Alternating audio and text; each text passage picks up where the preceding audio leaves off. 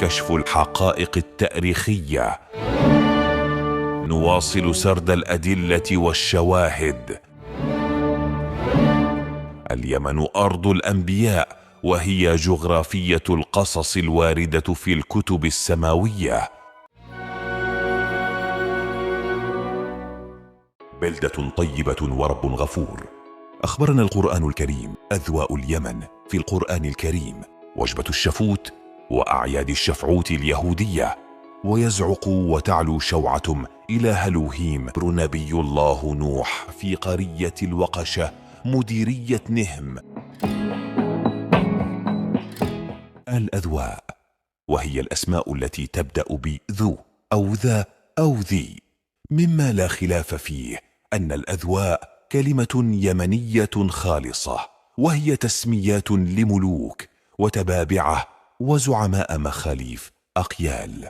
وقد أورد الهمداني في إكليله بابا للأذواء، ويؤكد ذلك كثرة الأماكن والأشخاص، لا سيما في منطقة حمير، ذي يزن وذي جدن وذي نواس وذي فائش وذي أصبح وذي الكلاع وذي المنار وذو ريدان وذو ثعلبان وذو خليل وذو سحر وذو صرواح وذو مقار وذو حزفر وذو عثكلان وذو مرافد وذو دفين وغيرهم.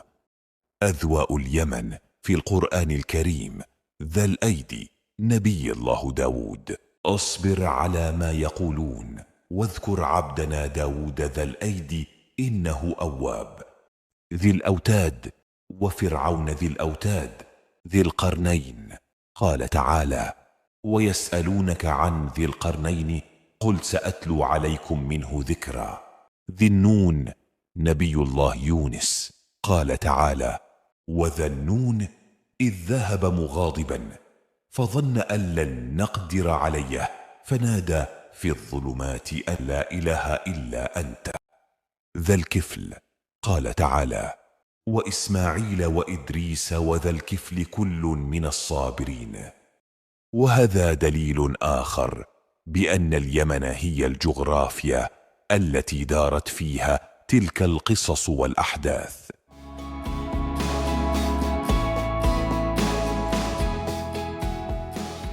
وجبة الشفوت وأعياد الشفعوت اليهودية. الشفوت وجبة يمنية عريقة، وقد ارتبطت بالطقوس الدينية في اليمن منذ القدم. ولأن اليمن هي مهد الأديان، فقد ارتبط الشفوت بعيد الأسابيع في الديانة اليهودية، حيث كان اليمنيون اليهود في الأيام المقدسة يأكلون الخبز الرقيق اللحوح منقوعا باللبن مع الثوم والكراث والبصل الأخضر.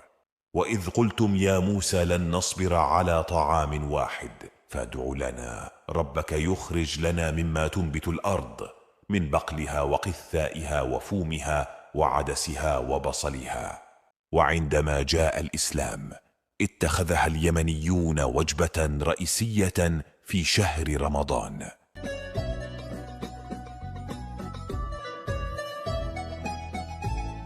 وظل يهود اليمن يتناولون الشفوت في أيامهم المقدسة، ولا يزالون حتى اليوم. وقد نقل يهود الفلاشة معهم هذه الوجبة إلى بلاد الحبشة، ويسمونها هناك أنجيرا. بلدة طيبة ورب غفور. أخبرنا القرآن الكريم أن البلدة الطيبة هي في اليمن.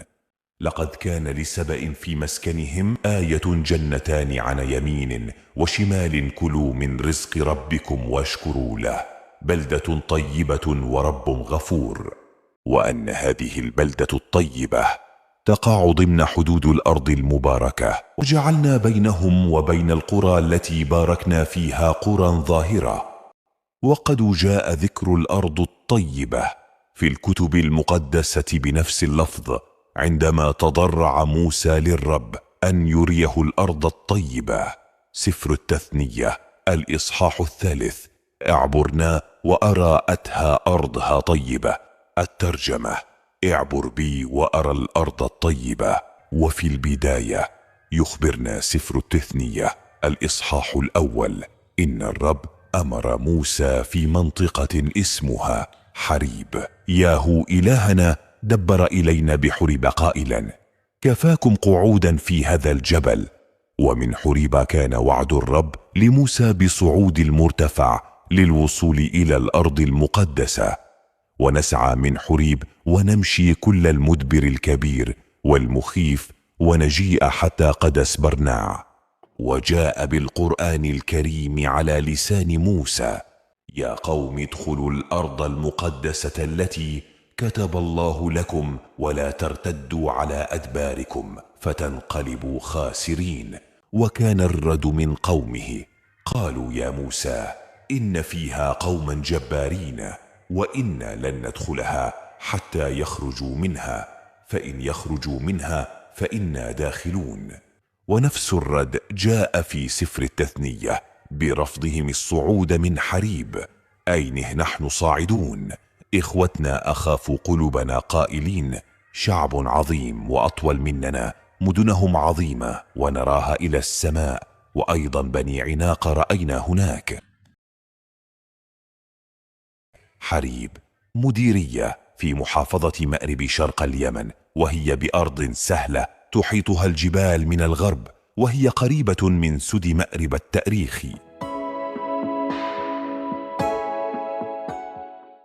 الكتاب المقدس واللسان اليمني تعتبر النسخة العبرية للكتاب المقدس المرجعية الأساسية لمعرفة اللسان العبراني القديم الذي كتبت به أسفاره، ومن خلاله أيضا نستطيع التعرف على ثقافة العبرانيين والكثير من العادات والتقاليد والطقوس التي كانوا يمارسونها، والتي لا يزال الكثير منها مستمر معهم حتى يومنا هذا. ومن خلال قراءة النصوص ندرك أن اللسان العبراني واللسان العربي خرجا من بيئة واحدة، وكلها ترجع للسان اليمني القديم، والذي لا تزال كثير من مفرداته مستخدمة حتى اليوم باللهجات المحلية اليمنية. ولا تعد قراءة أسفار الكتاب المقدس صعبة لمن يجيد اللسان المحلي اليمني والمفردات الشعبية في مختلف المناطق والقرى اليمنية،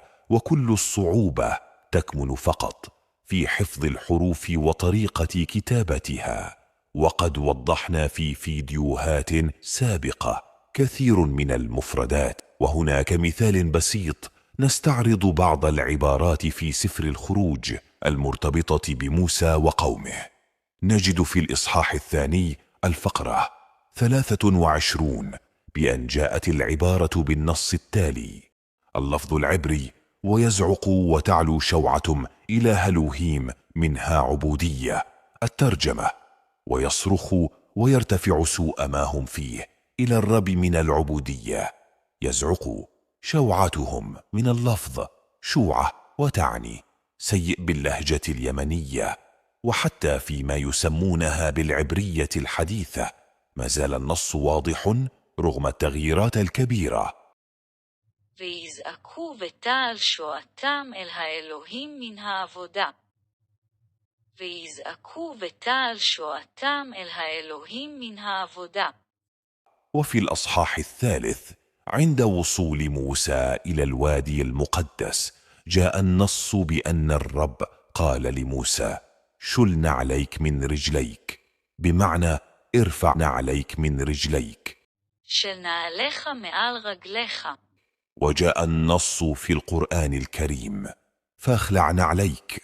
ومن الأسماء الشعبية اليمنية ما جاء في أسماء بعض الحيوانات مثل الضفادع والقمل التي أرسلها الله على فرعون وقومه، فقد ذكرت الضفادع بضفردغيم، ولا تزال بعض مناطق اليمن كالمحويت تسميها شفردغة.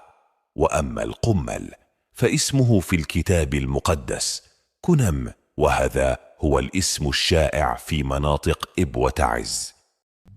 كنيم. كما إن السحر ذكر بالكتاب المقدس بخرط، والسحرة بخراطيم خراطين. فقد جاء في النص عندما قام السامري بصنع العجل، ويقح من يدم ويصور أتوا بخرط ويعسه عجل.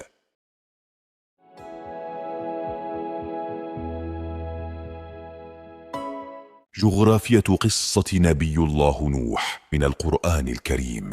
كما أخبرنا القرآن الكريم بقصص الأولين، وضح لنا بين آياته مناطقهم وأين كانوا.